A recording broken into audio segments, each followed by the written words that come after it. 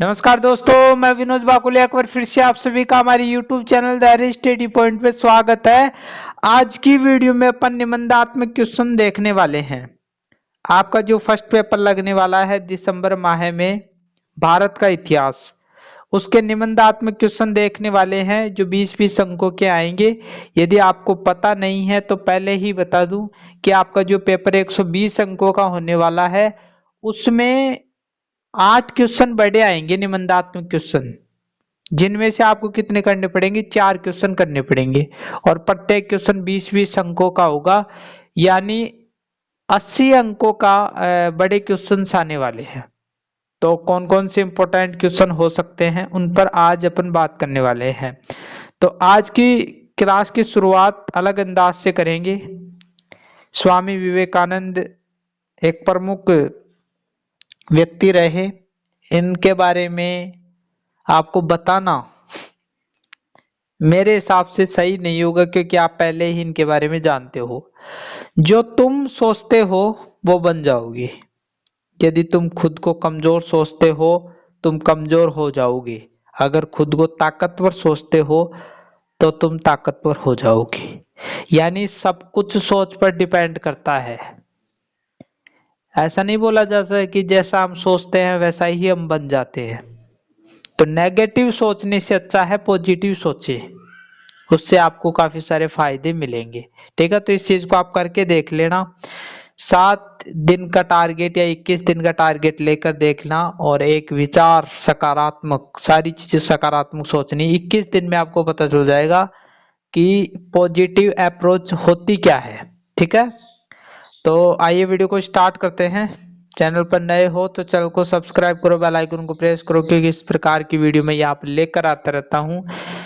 छोटे क्वेश्चन, लघु जो क्वेश्चन थे, अति लघु क्वेश्चन थे, उन पर मैं 3 वीडियो डाल चुका हूँ। यदि वो वीडियो आपने नहीं देखा है, 2-2 अंकों के क्वेश्चन, आपके 10 क्वेश्चन आने वाले हैं, उन पर बढ़िया तरीके से बात की हुई है। यदि बढ़िया तरीके से पढ़ लोगे तो उससे बाहर जाने वाला नहीं है, और ये जो क्वेश्चन बता रहा हूँ इनको पढ़ लोगे तो इससे बाहर कुछ भी नहीं जाने वाला है। ठीक है, तो यहाँ पर देखो, आपके मैंने पहले बता दिया है कि 4 सेक्शन आएंगे, जिनमें से 2-2 क्वेश्चन दे रखे होंगे, यानी टोटल 8 क्वेश्चन आएंगे, जिनमें से आपको 4 करने होंगे। तो मैं टोटल 12 क्वेश्चन लेकर आया हूँ। ठीक है, ये 12 क्वेश्चन यदि आप कर लोगे तो क्या क्या फायदे होंगे इसके बारे में वीडियो के अंत में बताऊंगा, और ये भी बताऊंगा कि आप कहाँ से पढ़ सकते हो इनको। ठीक है, पहला क्वेश्चन दे रखा है, प्राचीन भारतीय इतिहास को जानने में पुरातात्विक साक्ष्यों का वर्णन कीजिए। ठीक है, प्राचीन भारत के इतिहास को जानने के स्रोत बताए गए हैं। ठीक है, तो इसमें या तो इस प्रकार से क्वेश्चन आ जाएगा, सिर्फ पुरातात्विक स्रोतों के बारे में पूछ ले, ये इस प्रकार क्वेश्चन दे दे कि वो प्राचीन भारतीय इतिहास के प्रमुख साक्ष्यों का वर्णन कीजिए, तो फिर पुरातात्विक स्रोतों से ही काम नहीं चलेगा। आपको साहित्यिक स्रोत भी बताने पड़ेंगे, पुरातात्विक स्रोत भी बताने पड़ेंगे, और फिर विदेशी जो वृत्तांत, जो विदेशी यहाँ पर यात्री आए थे उन्होंने क्या क्या लिखा उसके बारे में भी आपको बताना होगा। ठीक है, तो पूरा ही कर लेना आप इसको। ठीक है, प्राचीन भारतीय इतिहास के जितने भी स्रोत हैं उन सबको बड़े तरीके से तैयार कर लेना।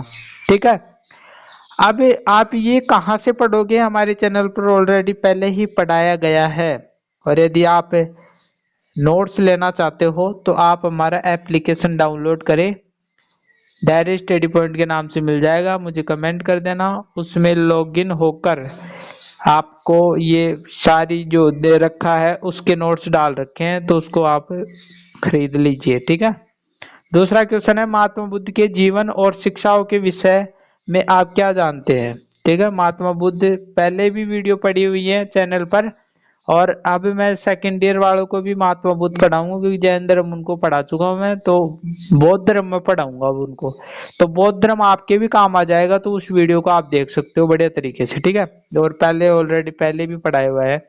तीसरा क्वेश्चन है, वैदिक युग के राजनीतिक, सामाजिक और धार्मिक जीवन का वर्णन कीजिए। तो वैदिक इसमें है ना, जो वैदिक सभ्यता का पूछा है इन्होंने, जिसमें बढ़िया तरीके से मैंने ऑलरेडी पढ़ा रखा है, यूट्यूब चैनल पर मिल जाएगा, और नोट्स भी मैंने बता दिया, वहां से ले लेना। ठीक है, राजनीतिक यानी वैदिक युग में राजनीतिक स्थिति कैसी थी, सामाजिक स्थिति, समाज कैसा था, और धार्मिक स्थिति कैसी थी, किस किन चीजों को ये लोग मानते थे आर्य, तो इस चीज के बारे में आपको पता होना चाहिए। भारत की प्रागैतिहासिक संस्कृतियों का संक्षिप्त विवरण दीजिए, ठीक है, तो ये भी आपको बढ़िया तरीके से करना है। तो फर्स्ट सेक्शन में मैंने 4 क्वेश्चन बताए हैं, फर्स्ट सेक्शन में 2 क्वेश्चन आने वाले हैं, तो इनमें से कर लोगे तो बढ़िया तरीके से हो जाएगा।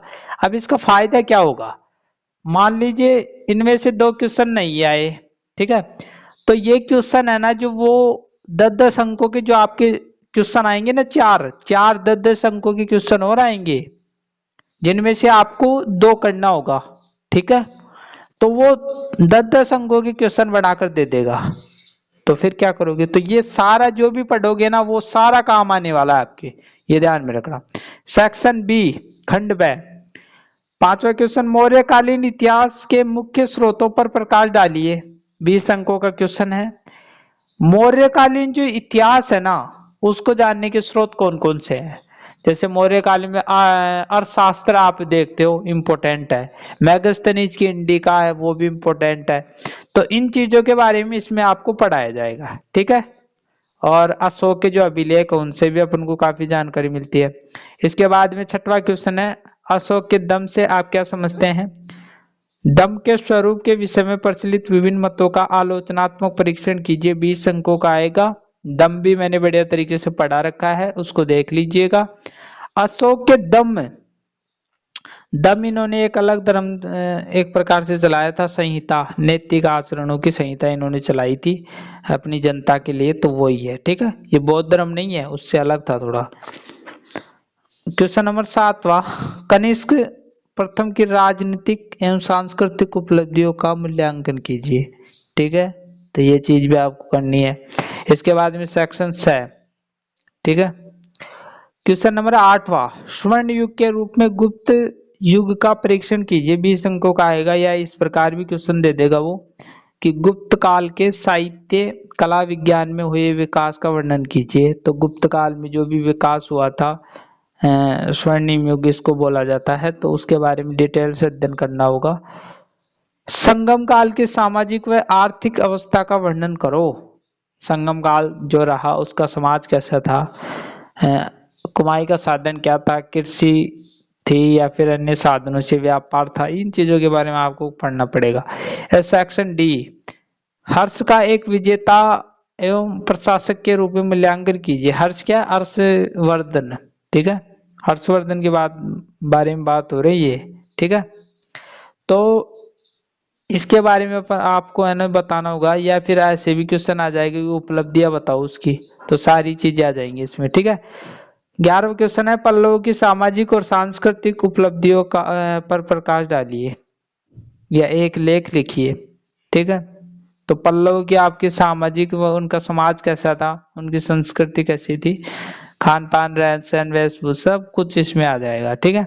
और 12वां है, चालुक्य शासकों के योगदान को संक्षेप में समझाइए, ठीक है, तो 20 अंकों का क्वेश्चन है, तो इसमें से 8 क्वेश्चन आने वाले हैं, 4 क्वेश्चन आपको करने हैं।